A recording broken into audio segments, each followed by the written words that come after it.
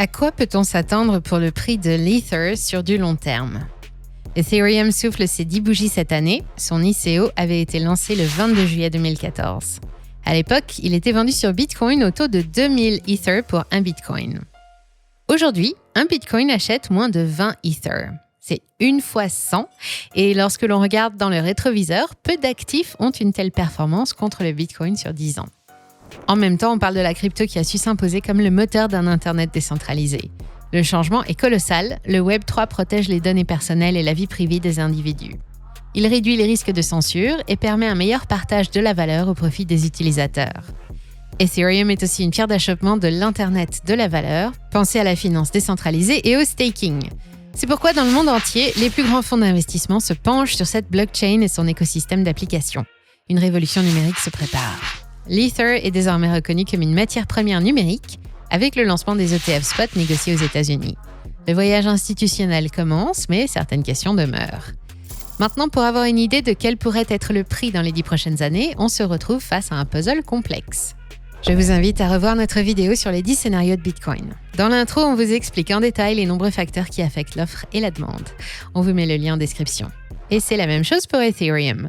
Nous avons donc décidé de faire le tour d'un panel d'analystes de tous horizons pour voir ce qu'ils en pensent. Alors, restez avec nous. Mais avant, j'ai une annonce exclusive à vous faire. Nous allons partager avec vous un dossier exceptionnel sur les meilleures cryptos RWA dans lesquels investir en 2024. C'est une analyse approfondie qui pourrait bien révolutionner votre stratégie pour le bull run qui arrive. Attention, ce dossier précieux ne sera accessible qu'aux abonnés de notre newsletter crypto.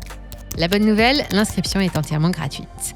Vous trouverez le lien dans la description. Rendez-vous la semaine prochaine pour découvrir ces opportunités d'investissement uniques.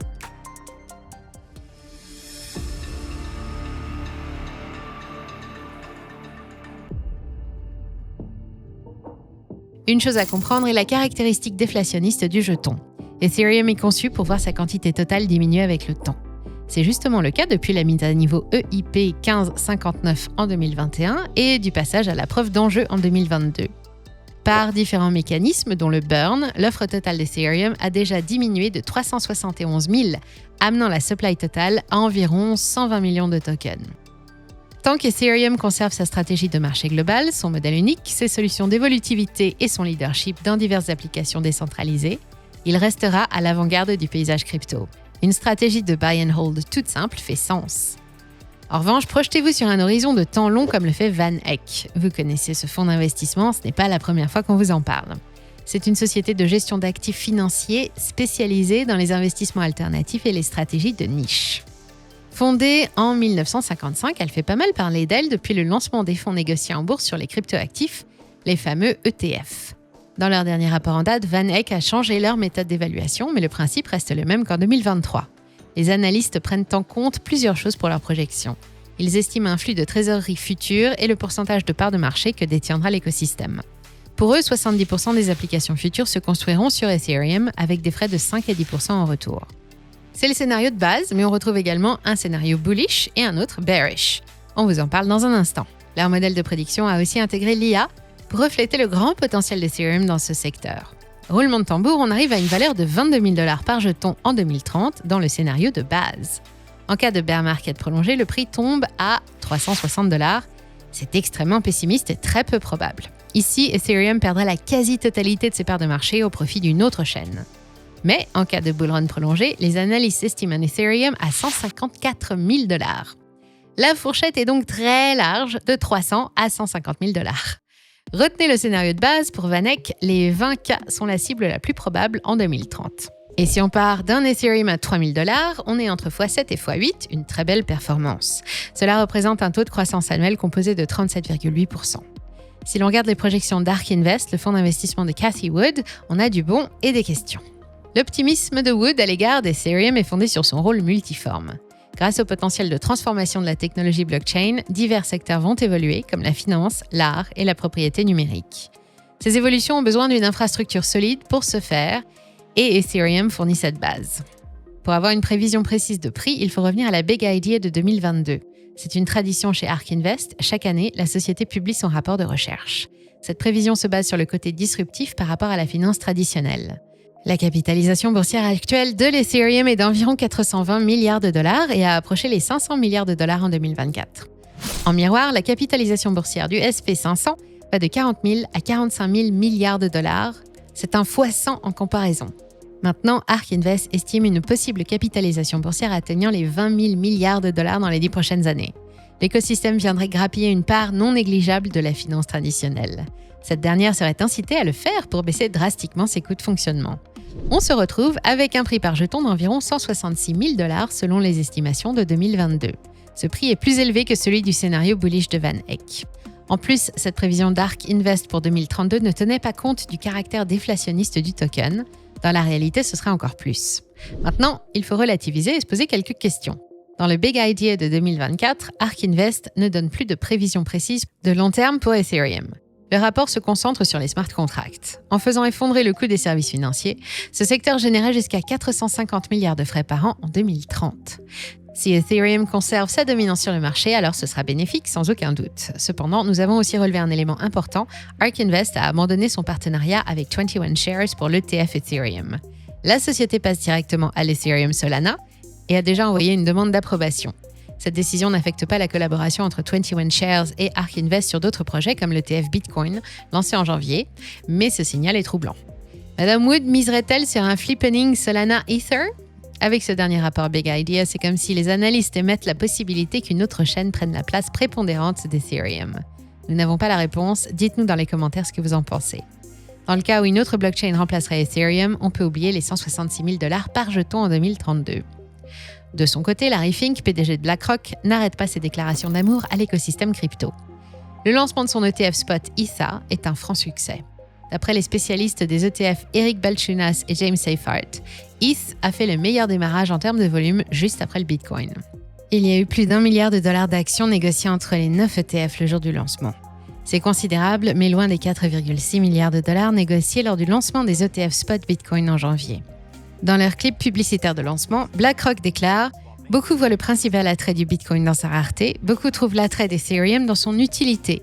On pourrait considérer Ethereum comme une plateforme mondiale pour les applications qui fonctionnent sans intermédiaire décentralisé. » Et c'est le cas. En 2024, le nombre d'utilisateurs actifs quotidiens approche les 2 millions, c'est 4 fois plus que l'année dernière. L'écosystème Ethereum est en forte croissance et c'est sur cette croissance que mise BlackRock sans pour autant faire de projection de prix. L'activité sur le mainnet est peu variée. Cette croissance est permise par le développement des Layer 2 Arbitrum en tête.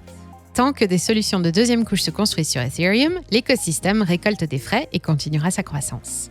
Sur cette base, l'approche est semblable à celle de Van Eck, donc on pourrait estimer un prix par jeton d'environ 20 000 dollars à l'horizon 2030. Maintenant, il y a un problème qu'il faut évoquer avec les ETF spot. Détenir un ETF n'est pas la même chose que posséder l'actif. Vous passez à côté du staking.